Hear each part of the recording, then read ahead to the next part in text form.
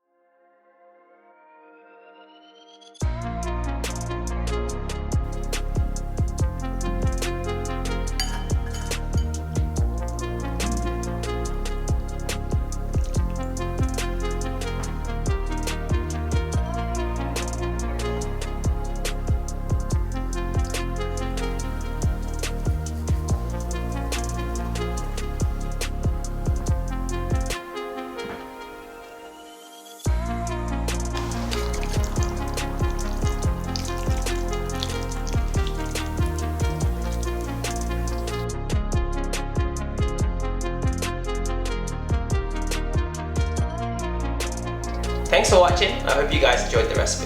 If you want to see more recipes like this, then click here and don't forget to click the like, subscribe and share button. With all that said, see you guys later, take care, peace.